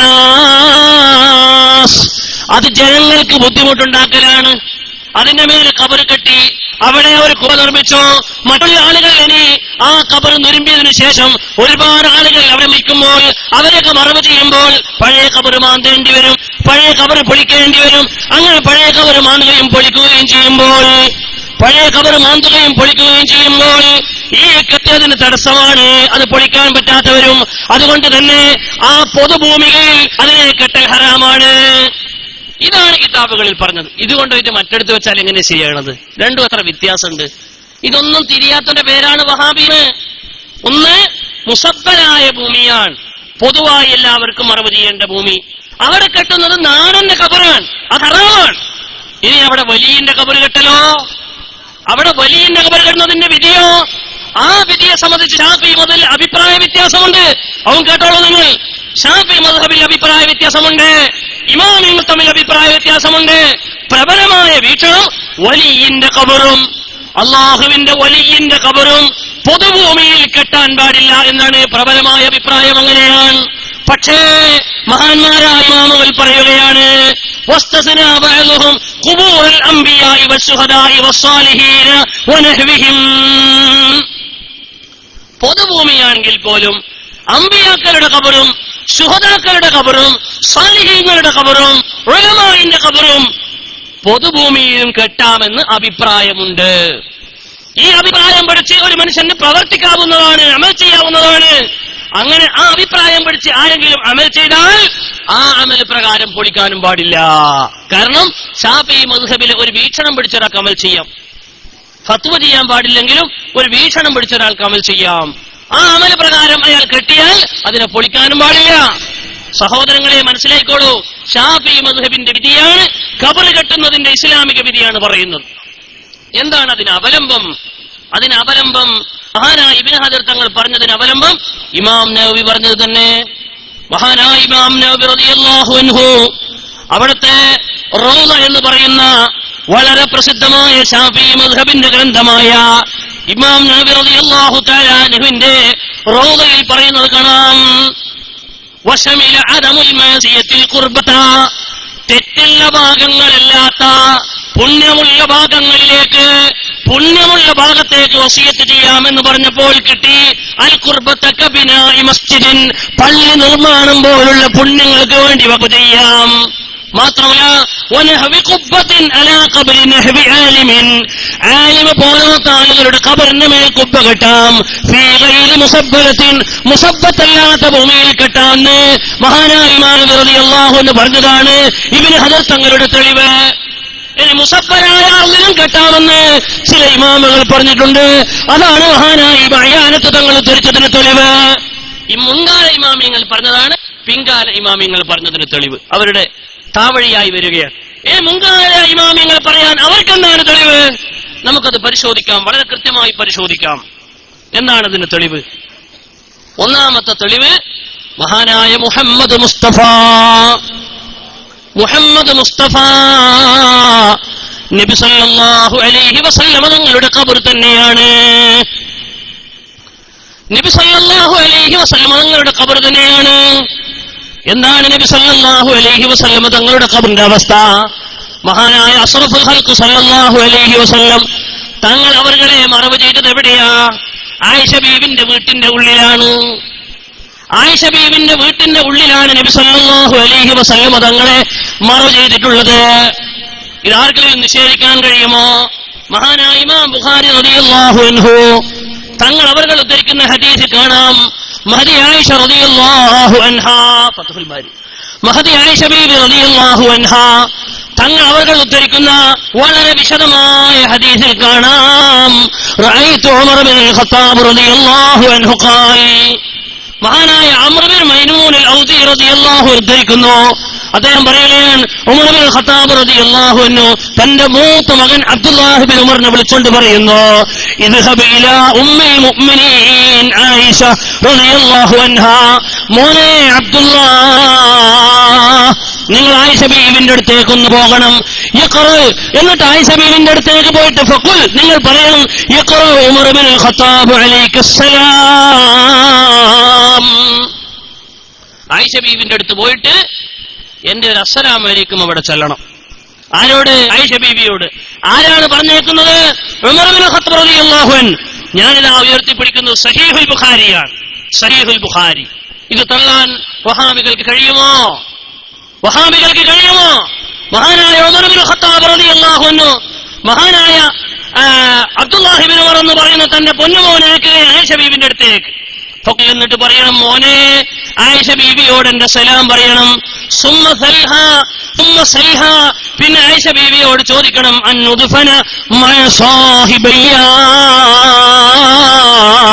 എന്നെ റസൂലുള്ളാഹിന്റെ കൂടെയും സിദ്ദീഖുൽ അക്ബറിന്റെ കൂടെയും മറവ് ചെയ്യണം. എന്നെ നബി സല്ലല്ലാഹു അലൈഹി വസല്ലം തങ്ങളുടെ കൂടെയും സിദ്ദീഖ് റളിയല്ലാഹു അൻഹുവിന്റെ കൂടെയും മറവ് ചെയ്യണം. എവിടെയത്? അത് ഈ സംഭവത്തിൽ തന്നെ കിട്ടും. മഹദി ആയിഷ റളിയല്ലാഹു അൻഹാ മഹദി അവരുടെ വീട്ടിന്റെ ഉള്ളിലാണ് നബി സല്ലല്ലാഹു അലൈഹി വസല്ലം മറവ് ചെയ്യപ്പെട്ടിട്ടുള്ളത്. ആയിഷ ബീവിന്റെ ഭർത്താവാണ് നബി സല്ലല്ലാഹു അലൈഹി വസല്ലം. സ്വന്തം അധികാരമുള്ള ഭൂമി, ഉടമസ്ഥതയിലുള്ള ഭൂമി, നമ്മുടെ മക്കാമുള്ളതുപോലെ തന്നെ സിറ്റിയിലെ മക്കാമുള്ളത് സ്വന്തം ഉടമസ്ഥതയിലുള്ള ഭൂമി. ഒരു ബിൽഡിങ്ങിന്റെ ഉള്ളിൽ മൂലാന മറവ് ചെയ്യപ്പെട്ടു. ആറ്റക്കൽ പള്ളിയിലുള്ള ഭൂമി സ്വന്തം ഉടമസ്ഥതയിലുള്ള ഭൂമി, ഒരു ബിൽഡിങ്ങിന്റെ ഉള്ളിൽ മറവ് ചെയ്യപ്പെട്ടു. ഈ മറവ് ചെയ്യപ്പെട്ട ബിൽഡിങ്ങിന്റെ ഉള്ളിലുള്ളവർക്ക് അത് പിന്നീട് ആ സ്ഥലം പള്ളിക്ക് കൊടുത്തിരിക്കാം, പൊതു ദിയാർത്തായി കൊടുത്തിരിക്കാം. മനസ്സിലാക്കണം നിങ്ങൾ. അതല്ല, അത് മറവ് ചെയ്യപ്പെടുന്ന അവസ്ഥയിലുള്ള വിധിയാണ് പറയുന്നത്. വളരെ കൃത്യമായി മനസ്സിലാക്കണം. ബഹുമാനപ്പെട്ട ഉമർ ഇബ്നുൽ ഖത്താബ് റളിയല്ലാഹു അൻഹു അവിടെ ചോദിക്കുകയാണ്, എന്നെ അവിടെ മറവ് ചെയ്യണം. എവിടെ? ആയിഷ ബീവിന്റെ വീട്ടിന്റെ ഉള്ളിൽ. ആരാണ് അവിടെ? സാഹിബയ്യ, എന്റെ രണ്ട് സാഹിബുമാരുണ്ട് അവിടെ. ആരാണ് എന്റെ സാഹിബുമാരെന്നറിയോ? ഒന്ന് സയ്യിദുനാ മുഹമ്മദ് മുസ്തഫ, ഒന്ന് സയ്യിദുനാ അബൂബക്കർ സിദ്ദീഖ് റളിയല്ലാഹു തആല അൻഹുമാ. രണ്ടാളും അവിടെ മറവ് ചെയ്യപ്പെടുകയാണ്. എനിക്കും ഒരു ഖബർ തരുമോ? എന്നെ അവിടെ മറവ് ചെയ്യാൻ അനുവദിക്കുമോ? ആരാ ചോദിക്കുന്നത്? രാജ്യത്തിന്റെ ഭരണാധികാരി, ലോകത്ത് ഏറ്റവും കൂടുതൽ ഇസ്ലാമിക ഭരണം നടന്ന ലോകത്തെ ഏറ്റവും കൂടുതൽ രാജ്യം ഇസ്ലാമിന്റെ കീഴിലേക്ക് വന്ന ഭരണകാലത്തിന്റെ ഭരണാധികാരി, ലോകം കണ്ട ഭരണാധികാരി, ഈ രാജ്യം 1947 ആഗസ്റ്റ് 14 അർദ്ധരാത്രിയിൽ ബ്രിട്ടീഷുകാരുടെ കരാളഹസ്തങ്ങളിൽ നിന്ന് മോചിതമായപ്പോൾ അഭിവന്യനായ ഗാന്ധിജി പോലും ആഗ്രഹിച്ചത് ഈ രാജ്യത്ത് ഉമറിന്റെ ഭരണം വന്നിരുന്നെങ്കിൽ എന്നാണെങ്കിൽ. എന്തായിരുന്നു ആ ഉമറിന്റെ ഭരണം? ലോകം മുഴുവനും ശ്രദ്ധാ കേന്ദ്രമായി നിലകൊണ്ട മഹാനായ ഉമർ ഖത്താബ് റളിയല്ലാഹു അൻഹു, ഉമർ ഇബ്നുൽ ഖത്താബ് റളിയല്ലാഹു അൻഹു തങ്ങള് എനിക്കൊരു കബർ ഇടം തരുവാന്ന് ചോദിക്കണത്. ആരോടാ ചോദിക്കണത്? ആയിഷ ബീവിനോട്. എന്തുകൊണ്ട്? അത് ആയിഷ ബീവിന്റെ വീടാണ്. ആയിഷ ബീവി സമ്മതം കൊടുത്തില്ലെങ്കിലേ പറ്റുള്ളൂ. എന്നെ അവിടെ മറവ് ചെയ്യുമോ? ഇത് ആയിഷ ബീവിനോട് ചോദിക്കാൻ ശത്രുവായ അബൂ ലൂലൂത്തിന്റെ കുത്തേറ്റ് വീണ് കിടക്കുന്ന, കുത്തിൽ ശതമേറ്റ് വീണ് കിടക്കുന്ന മഹാനായ ഉമർ റളിയല്ലാഹു അൻഹു മഹാനായ അബ്ദുള്ള എന്ന് പറയുന്ന പൊന്നുമോനെ അയച്ചു. അങ്ങനെ ആയിഷ ബീവിന്റെ അടുത്തെത്തി. ആയിഷ ബീവിന്റെ അടുത്ത് വന്ന് ചോദിച്ചപ്പോഴേ ഖാലത്ത് ആയിഷ ബീവിന്റെ മറുപടി, കുന്തു ഉരീദുഹു ലിനഫ്സി, അതിന്റെ ഉള്ളിൽ ഒരു ഖബറിനെ ഇടമുള്ളൂ, അത് എനിക്ക് വേണമെന്ന് ഞാൻ ഉദ്ദേശിച്ചു വെച്ചതാണ്. കാരണം ഇവിടെ മറവിട്ട് കിടക്കുന്നത് ഒന്ന് എന്റെ ബാപ്പയാണ്, ഒന്ന് എന്റെ ഒപ്പരാവായ നബിയാണ്, ഒന്ന് എന്റെ ബാപ്പയായ സിദ്ദീഖുൽ അക്ബറാണ്. അവിടെ ഞാൻ ആഗ്രഹിച്ചു, എനിക്കവിടെ ഖബർ കിട്ടണമെന്ന് ഞാൻ ആഗ്രഹിച്ചു. പക്ഷേ ഈ രാജ്യത്തിന്റെ ഭരണാധികാരി, അവർ രണ്ടാളും ഭരിച്ച ഭരണസ്ഥാനത്തിരുന്ന, അവരുടെ പോസ്റ്റിലും പദവിയിലും ഇരുന്ന മൂന്നാമത്തെ വ്യക്തി, രണ്ടാമത്തെ ഖലീഫയായ ഉമർ ഇബ്നുൽ ഖത്താബ് ചോദിച്ചപ്പോൾ ആയിഷ ബീവി പറയാണ്, ഫല ഊസിറന്നഹു യൗമ അലാ നഫ്സി, ഞാനത് എന്നേക്കാളും മൂപ്പരെ തിരഞ്ഞെടുക്കുകയാണ് ആ മഹത്വത്തിന്. അതുകൊണ്ട് മൂപ്പരെ അവിടെ മറവ് ചെയ്തോളൂ. ഫലമാഖബല, മകൻ ഈ വാർത്തയുമായി ഉമർ റളിയല്ലാഹു അൻഹുവിന്റെ അടുത്തേക്ക് എത്തിയപ്പോൾ ഖാലഹു, ഉമർ റളിയല്ലാഹു അൻഹു മകനോട് ചോദിച്ചു, മാ ലദൈക, എന്താണ് മോനെ ആയിഷ ബീവിന്റെ മറുപടി? ഖാല, ബഹുമാനപ്പെട്ട അബ്ദുല്ലാഹി ഇബ്നു ഉമർ തങ്ങൾ പറയുന്നു, അതിനത്തിലക യാ അമീറുൽ മുഅ്മിനീൻ, അതിനത്തിലക യാ അമീറുൽ മുഅ്മിനീൻ, ബഹുമാനപ്പെട്ട എന്റെ ബാപ്പ അമീറുൽ മുഅ്മിനീൻ, ആയിഷ ബീവി നിങ്ങൾക്ക് ഖബറിന് സമ്മതം തന്നിട്ടുണ്ട്, നിങ്ങൾക്ക് മുപ്പത്തി സമ്മതിച്ചിട്ടുണ്ട്, മുത്തിക്ക് കരുതി വെച്ച ഖബർ നിങ്ങൾക്ക് വേണ്ടി തന്നിട്ടുണ്ട്. ഇമാം ബുഖാരി സഹീഹുൽ ബുഖാരിയിൽ നിന്നാണ് ഞാൻ വായിക്കുന്നത്. മാത്രമല്ല ഉമർ റളിയല്ലാഹു അൻഹു ഇത് കേട്ടപ്പോൾ പറഞ്ഞു, മാ കാന ശൈഉൻ അഹമ്മ ഇലയ്യ മിൻ ദാലിക്കൽ മൽജ്, എന്റെ ഇന്നത്തെ ഏറ്റവും വലിയ വിഷമം, ഇന്ന് ഏറ്റവും വലിയ എന്റെ ആഗ്രഹം, ഇന്നത്തെ എന്റെ ഏറ്റവും വലിയ ചിന്ത, എനിക്ക് അവിടെ ഒരു ഖബർ കിട്ടണം. എന്താണ്? ഞാൻ മരിക്കാൻ പോവുകയാണ്, എന്റെ അവസാന സമയമാണ്, എനിക്ക് ചിന്ത അവിടെ ഒരു ഖബർ കിട്ടണം. റസൂലുള്ളാഹിന്റെ അടുത്ത്, സിദ്ദീഖുൽ അക്ബറിന്റെ അടുത്ത്, ആയിഷ ബീവിന്റെ വീട്ടിന്റെ ഉള്ളിൽ, മദീന പള്ളിയുടെ ചാരത്ത്, മദീന പള്ളിയുടെ ബിൽഡിങ്ങിന്റെ ചുമരും ആയിഷ ബീവിന്റെ വീട്ടിന്റെ ചുമരും ഒന്നായിരുന്നു, അത്ര അടുത്തായിരുന്നു. അതിന്റെ ഉള്ളിൽ എനിക്കവിടെ ഖബർ കിട്ടണം എന്നതാണ് ഇന്നെന്റെ ഏറ്റവും വലിയ എന്റെ പ്രശ്നം. എന്നിട്ട് പറയാൻ, ഫൈദാ ഖുബിൽതു, ഞാൻ മരിച്ചാൽ ഫഹ്മിലൂനി, എന്റെ ജനാസ നിങ്ങൾ കൊണ്ടുപോകണം. സുമ്മ സല്ലിമു, എന്നിട്ട് നിങ്ങൾ അവിടെ പോയിട്ട് ഒന്നും കൂടി സലാം ചെല്ലണം. സുമ്മ ഖുൽ, പിന്നെയും പറയണം മോനെ ആയിഷ ബീവിനോട്, ഇസ്തഅ്ദിനു ഉമർ ഇബ്നുൽ ഖത്താബ്, ഉമർ ഖത്താബ് കേറട്ടെ എന്ന് സമ്മതം ചോദിക്കുന്നുണ്ട് ആ ഖബറിന്റെ അടുത്ത്. ഫൈദാ അദിനത്തിലി, ആയിഷ ബീവി രണ്ടാമത് സമ്മതം പുതുക്കി പറഞ്ഞാൽ ഫദ്ഫിനൂനി, എന്നെ അവിടെ മറവ് ചെയ്യണം. വഇല്ല, അവിടുന്ന് രണ്ടാമത് സമ്മതം തന്നിട്ടില്ലെങ്കിൽ ഫറുദ്ദൂനി, എന്റെ മയ്യത്തിനെ നിങ്ങൾ മടക്കി കൊണ്ടുപോകണം.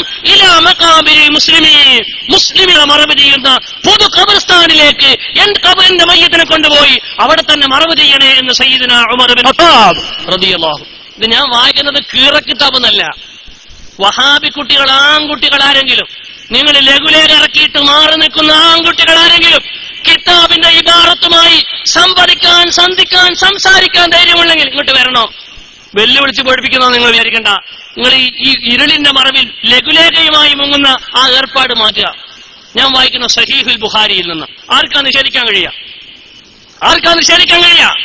മാത്രമല്ല മഹാനായ ഉമർ ഇബ്നുൽ ഖത്താബ് റളിയല്ലാഹു അൻഹു തങ്ങൾ അവர்கள் പറയുകയാണ്, ബഹുമാനപ്പെട്ട നബി സല്ലല്ലാഹു അലൈഹി വസല്ലമ തങ്ങൾ അവരുടെ ചാരത്തെനിക്ക് മറവ് ചെയ്യാൻ ആയിഷ ബീവി സമ്മതം തന്നില്ലെങ്കിലേ പറ്റുകയുള്ളൂ. ഇനി ആയിഷ ബീവി സമ്മതം തന്നിട്ടില്ലെങ്കിൽ ബഹുമാനപ്പെട്ട ഉമർ ഇബ്നുൽ ഖത്താബ് റളിയല്ലാഹു അൻഹു പറയുന്നു, എന്നെ നിങ്ങൾ പൊതു ഖബർസ്ഥാനിലേക്ക് കൊണ്ടുപോയി മറവ് ചെയ്യണം. ഉമർ റളിയല്ലാഹു അൻഹു വഫാത്തായി. അവിടുത്തെ ജനാദം കൊണ്ട് ഖബർസ്ഥാനിലേക്ക് ബഹുമാനപ്പെട്ട ആയിഷ ബീവിന്റെ വീടിന്റെ അടുത്തേക്ക് കൊണ്ടുവന്നു. സമ്മതം ചോദിച്ചു. സമ്മതം പുതുക്കി രണ്ടാമത് ലഭിച്ചപ്പോൾ അവിടെ മറവ് ചെയ്തു. അങ്ങനെ 3 ഖബറുകൾ നിലകൊള്ളുകയാണ്. ഈ 3 ഖബറുകളെ പറ്റി പറയുകയാണ്. എന്താണ് ഈ 3 ഖബറുകളുടെ അവസ്ഥ? ബഹുമാനപ്പെട്ട മുസ്ലിമീങ്ങളെ നിങ്ങൾ മനസ്സിലാക്കണം. എന്താണ് ഈ 3 ഖബറുകളുടെ അവസ്ഥ? 3 കാര്യങ്ങളാണ് ഇവിടെ ഉള്ളത്. ഒരു കാര്യം, ബഹുമാനപ്പെട്ട മുസ്ലിമീങ്ങളെ മറവ് ചെയ്യുന്ന ബഖീഉൽ ഗർഖദ് എന്ന് പറയുന്ന മദീനത്തെ പള്ളിയുടെ മഖാബിറുൽ മുസ്ലിമീൻ, മുസ്ലിമീങ്ങളുടെ മഖ്ബറ അവിടെയുണ്ട്. ഖബറിടം, ഖബർസ്ഥാൻ, പൊതു ഖബർസ്ഥാൻ. ആ ഖബർസ്ഥാൻ അല്ലാത്തൊരു ഖബർസ്ഥാൻ, ആ ഖബർസ്ഥാൻ അല്ലാത്തൊരു ഖബറിടമാണ് ആയിഷ ബീവിന്റെ ഭവനം. ആ ആയിഷ ബീവിന്റെ ഭവനിൽ 3 ഖബറുകൾ, 3 ആളുകളെ പ്രത്യേകം മറവ് ചെയ്യപ്പെട്ടു. എന്തിനാണിത്? ഇത് അവർക്കുള്ള പ്രത്യേകതയാണ്. എല്ലാ സഹാബികളും മഹാന്മാരാണെങ്കിലും സഹാബികൾ മഹാന്മാരാണിവർ, സഹാബികളിൽ പ്രത്യേകക്കാരാണിവർ, സഹാബികളിൽ വ്യത്യാസമുള്ളവരാണിവർ, സഹാബികളിൽ നിന്ന് അതുല്യരാണിവർ, സഹാബികളിൽ ഏറ്റവും ഉന്നത സ്ഥാനമുള്ളവരാണിവർ. അതുകൊണ്ട് അവരിൽപ്പെട്ട മഹത്തുക്കളെ 1-ാം നൂറ്റാണ്ടുകാർ മുഴുവനും മഹാന്മാരാണ്, അവരിൽ മഹാന്മാർ. 2-ാം നൂറ്റാണ്ടുകാർ എല്ലാവരും മഹാന്മാരാണ്, അവരിൽ മഹാന്മാർ. 3-ാം നൂറ്റാണ്ടുകാർ മുഴുവനും മഹാന്മാരാണ്, അവരിൽ മഹാന്മാർ. അങ്ങനെ അവരെ കൂട്ടത്തിലുള്ള മഹാന്മാർ, സഹബത്തിന്റെ കൂട്ടത്തിൽ ഏറ്റവും വലിയ മഹത്തുക്കൾ ഇവരാണ്. ഒന്ന് മുഹമ്മദ് മുസ്തഫ, സയ്യിദുനാ അബൂബക്കർ സിദ്ദീഖ്, സയ്യിദുനാ ഉമർ ഫാറൂഖ് റളിയല്ലാഹു അൻഹുമാ. ഈ 3 ആളുകളെയും പ്രത്യേകമായ ഒരു വീട്ടിന്റെ ഉള്ളിൽ നമ്മുടെ SYSന്റെ ജില്ലാ ജനറൽ സെക്രട്ടറിയും സംസ്ഥാന സെക്രട്ടറിയുമായ ബഹുമാനപ്പെട്ട അഹമ്മദ് തേർലായി ഉസ്താദ് അവർ ഇവിടെ നമ്മുടെ വേദിയുണ്ട്. ഈ പ്രസംഗിക്കല്ലേ.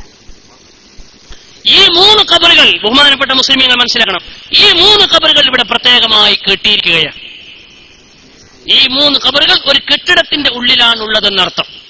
എന്നാൽ ഈ കെട്ടിടം അത് ആയിഷ ബീവിന്റെ വീടല്ലേ? എന്തിനാണ് ആ കെട്ടിടത്തിന്റെ ഉള്ളിൽ മറവ് ചെയ്തത്? പൊതു ഖബർസ്ഥാനിൽ മറവ് ചെയ്യപ്പെട്ടാൽ പോലെ? അത് അവർക്കുള്ള പ്രത്യേകതയാണ്.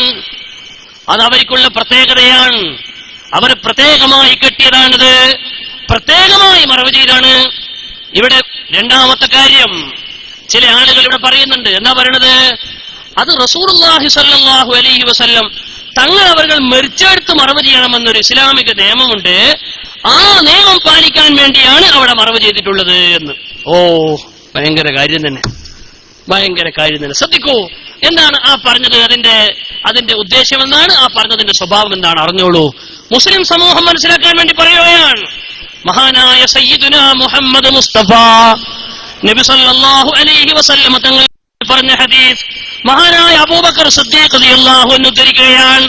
മാ ഖബലല്ലാഹു നബിയ്യൻ ഇല്ലാ ഫിൽ മൗദിഇല്ലദീ യജിബു അൻ യുദ്ഫന ഫീഹി. ഏതൊരു നബിയെയും അല്ലാഹു തആല മരിപ്പിക്കുന്നത് മറവ് ചെയ്യൽ നിർബന്ധമാകുന്ന സ്ഥലത്ത് വെച്ചായിരിക്കും. ഒരു നബിനെ അവിടെ മറവ് ചെയ്യൽ നിർബന്ധമാണ്. മഹാനായ മുഹമ്മദ് മുസ്തഫ തങ്ങൾ അവരുടെ ഒരു കെട്ടിടത്തിൽ മറവ് ചെയ്യൽ അല്ലാഹു നിർബന്ധമാക്കി. കേട്ടോളൂ, തെളിവാണ്. അങ്ങനെയാ പറയേണ്ടത്. ബുദ്ധിയുള്ള ആളുകൾ അങ്ങനെയാ മനസ്സിലാക്കേണ്ടത്. ഏതൊരു നബിയെയും അല്ലാഹു തആല മറവ് ചെയ്യൽ നിർബന്ധമായ സ്ഥലത്ത് വെച്ചാണ് മരിപ്പിക്കുക. മഹാനായ സിദ്ദീഖ് റളിയല്ലാഹു അൻഹു ഹദീസ് ഇമാം മാലിക് തന്റെ മുവത്തയിൽ ഉദ്ധരിക്കുന്നു. ഈ ഹദീസ് സഹീഹാണെന്ന് നിങ്ങൾ അൽബാനി പോലും പറഞ്ഞിട്ടുണ്ട്. ഒരു അൽബാനി എന്ന് പറഞ്ഞൊരു കച്ചറുണ്ട് ഇവിടെ. എന്താ മൂപ്പരെ പണിയെന്നറിയോ? എന്താ പണി മൂപ്പരെ? വഹാബികൾക്കാകെ വലിയ ലോകത്തെ ഏറ്റവും വലിയ ആള് അൽബാനിയ. Number 8, number 7. എന്താണ് അൽബാനിന്റെ പണി എന്നറിയോ? അൽബാനി പറയണത്, അൽബാനി ഒരു കാര്യം പറഞ്ഞാൽ പിന്നെ വഹാബിയൊക്കെ അള്ളാഹു റസൂലും മാറ്റി വെച്ചിട്ടാ. അൽബാനി സഹി എന്ന് പറഞ്ഞാൽ സഹിയ. അത്രയും വലിയ ആൾ അൽബാനി.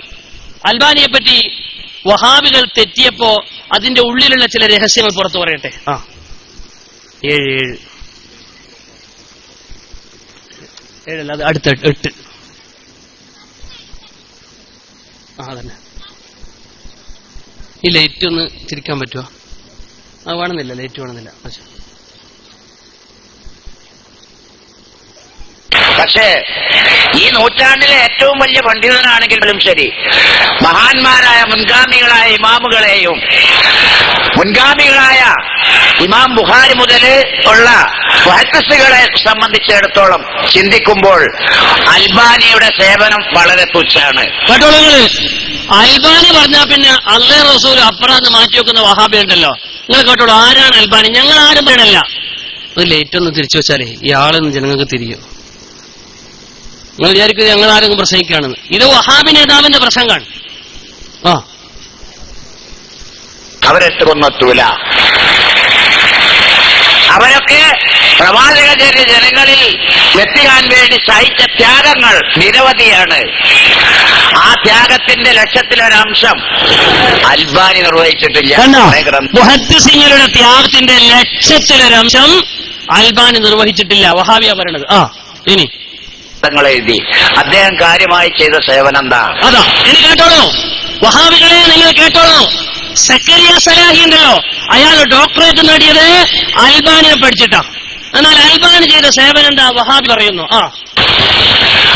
മുൻഗാമികൾ സഹിയാക്കിയ ചില ഹദീസുകൾ മൂപ്പരെ നിഗമനം അനുസരിച്ച് അത് ദഈഫാക്കി. വേണ്ട, മുൻഗാമികളായ ഇമാമികളൊക്കെ സഹിയാന്ന് പറഞ്ഞാൽ അൽബാനിന്റെ വീക്ഷണം അത് ദഈഫാന്നിരിക്കും. പിന്നെ മുൻഗാമികൾ ദഈഫായി കണ്ട ചില ഹദീസുകൾ മൂപ്പരെ നിഗമനം അനുസരിച്ച് അത് സഹിയാക്കി.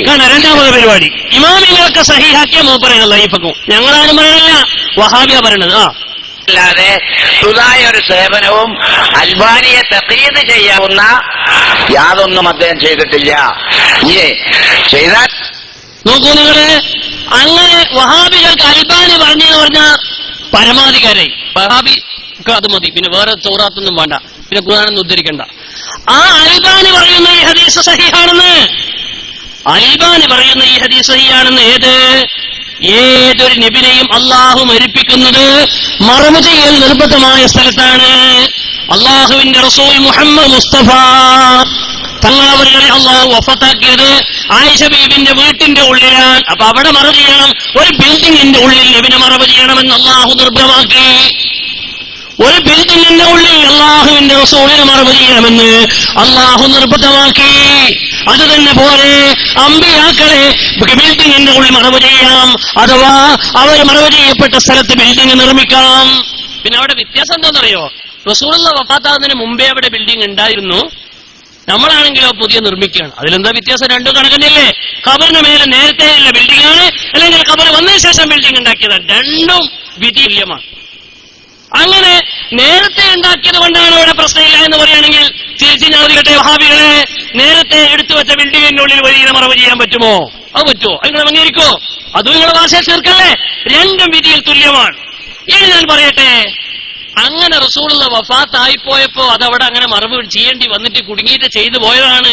അല്ലാതെ അവിടെ ബിൽഡിംഗ് ഉണ്ടാക്കാൻ റസൂലുള്ളാഹിക്ക് ഇഷ്ടമല്ല എന്നാണെങ്കിൽ രണ്ട് കാര്യം. ഒന്ന്, അവിടെ മറവ് ചെയ്യൽ നിയമവിരുദ്ധമാണെങ്കിലും നിയമവിരുദ്ധവും പുണ്യനബിക്ക് ഇഷ്ടപ്പെടാത്തതും അള്ളാഹു പൊരുത്തപ്പെടാത്തതുമാണെങ്കിൽ അള്ളാഹു നബിനെ അവിടെ മറവ് ചെയ്യിപ്പിക്കുമോ? അള്ളാഹു നബിനെ അവിടെ വെച്ച് മരിപ്പിക്കുമോ? റസൂലുള്ളാഹിനെ അവിടെ വെച്ച് വഫാത്താക്കിയത് അവിടെ അള്ളാഹു മറവ് ചെയ്യാൻ നിർബന്ധമാക്കുകയാണ്. അങ്ങനെ നിയമമുള്ളത് കൊണ്ടാണ് മറവ് ചെയ്യൽ നിർബന്ധമായ സ്ഥലത്ത് വെച്ച് അമ്പിയാക്കളെ അള്ളാഹു തആല റൂഹ് പിടിക്കുമെന്ന വളരെ വ്യക്തമായ നിയമത്തിന്റെ അടിസ്ഥാനത്തിലാണ് അവിടെ റസൂലുള്ളാഹി തങ്ങൾ മറവ് ചെയ്യപ്പെട്ടത്. ഇനി രണ്ടാമത്, ആ ഖബറിന്റെ മേലെ ചുറ്റുഭാഗത്തുള്ള ബിൽഡിങ്ങുകൾ പൊളിഞ്ഞു വീണു. ആ ഖബറിന്റെ ചുറ്റുഭാഗത്തുള്ള ബിൽഡിങ്ങുകൾ പൊളിഞ്ഞു വീണു. എപ്പോഴാണ് പൊളിഞ്ഞു വീണതെന്നറിയോ? ഒന്ന്, വലീദ് ബിൻ അബ്ദുൽ മലിക്കിന്റെ കാലത്ത് ഇമാം ബുഖാരി അവിടുത്തെ സഹീഹുൽ ബുഖാരിയിൽ ജനായിസിന്റെ അധ്യായത്തിൽ വളരെ കൃത്യമായി പഠിപ്പിക്കുന്നത് കാണാം. മഹാനായ അഷ്റഫുൽ ഖൽഖ് സല്ലല്ലാഹു അലൈഹി വസല്ലം തങ്ങൾ അവരുടെ ഖബർ പൊളിഞ്ഞു വീണപ്പോൾ ഉമർ ബിൻ അബ്ദുൽ അസീസ് എന്ന് പറയുന്ന രണ്ടാമതെന്ന പേര് ലോകപ്രസിദ്ധനായ ഉമർ ബിൻ അബ്ദുൽ അസീസ് റളിയല്ലാഹു തആല അൻഹു അതിനെ പുനർനിർമ്മിപ്പിക്കാൻ വേണ്ടി ആ ഖബറിന്റെ കല്ലുകൾ അവർ നേരത്തെ ഉണ്ടായ ഒരു കല്ല് നീക്കിയപ്പോൾ ഉമർ റളിയല്ലാഹു തആല നബിന്റെ കാല് പ്രത്യക്ഷപ്പെട്ടു. ഉമർ റളിയല്ലാഹു തആല നബിന്റെ കാല് പ്രത്യക്ഷപ്പെട്ടു.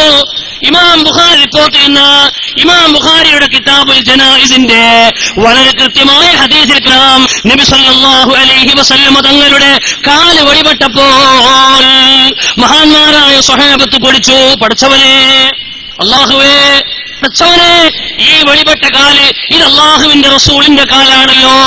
ആളുകൾ ഒന്ന് പരിശോധിച്ചു നോക്കി.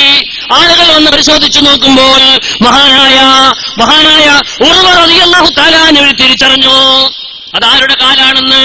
ഫബദത ലഹും ഖദമുൻ, ഇമാം ബുഖാരി റിപ്പോർട്ട് ചെയ്യുകയാണ്, അൻ ഉർവത അൻ അബീഹി ലമ്മാ സഖറ അലൈഹിമുൽ ഹായിത്ത്, ചുമരി പൊളിഞ്ഞു വീണപ്പോൾ വലീദ് ബിൻ അബ്ദുൽ മലിക്കിന്റെ ഭരണകാലത്ത്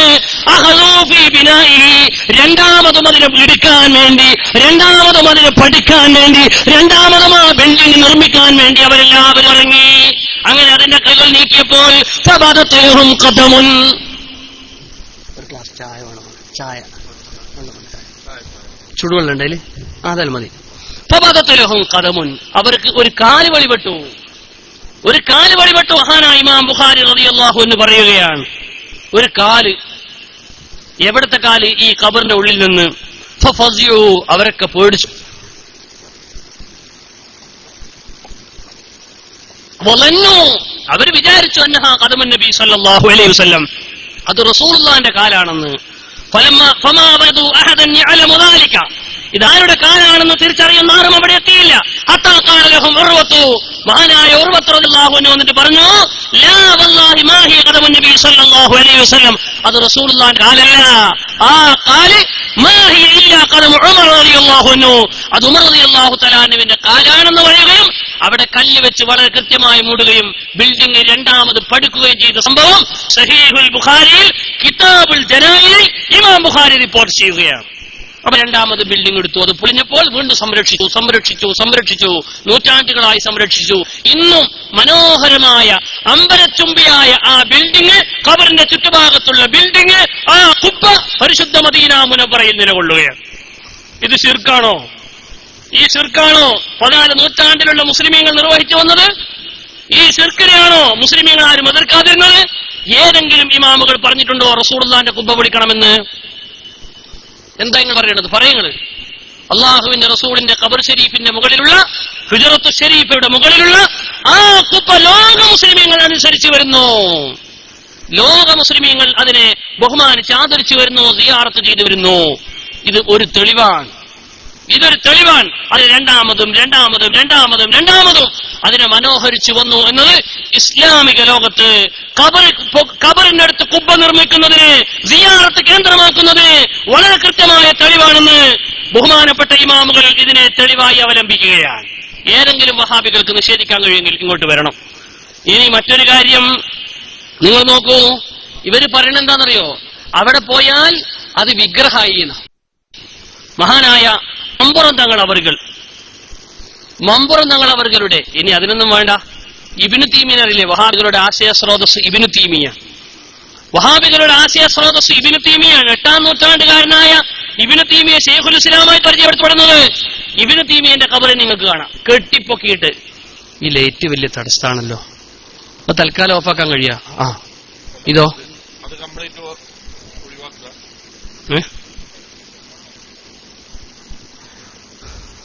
ഇത് കാണണ്ടേ? കുറച്ച് തിരിച്ചു വെക്കാൻ പറ്റുമോ?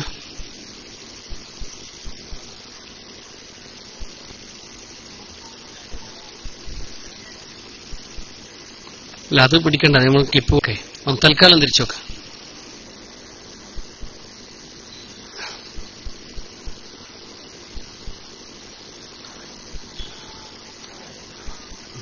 കാണുന്നുണ്ടാ? ഇബ്നു തീമിയന്റെ ഖബറിന്റെ ദൂരെയുള്ള ദൃശ്യമാണ്. ഇബ്നു തീമിയന്റെ ഖബർ കെട്ടിപ്പൊക്കെ എന്റെ ശരിക്കും അടുത്തുള്ളൊരു ദൃശ്യം കൂടിയുണ്ട്. എന്താ ഇബ്നു തീമിയൻ ഖബർ? ആ കാണുന്ന വലിയ ഖബർ. നിങ്ങൾ പറയും ഇബ്നു തീമിയന്റെ ഖബർ കെട്ടിപ്പൊക്കിയതിനെ പറ്റി നിങ്ങൾക്ക് എന്ത് നിലപാട് അറിയിക്കണം? ഞങ്ങൾക്ക് അറിയണം. ഇനി ജമാഅത്തെ ഇസ്ലാമിന്റെ സ്ഥാപക നേതാവ് അബുൽ അലാ മൗദൂദിയുണ്ട്.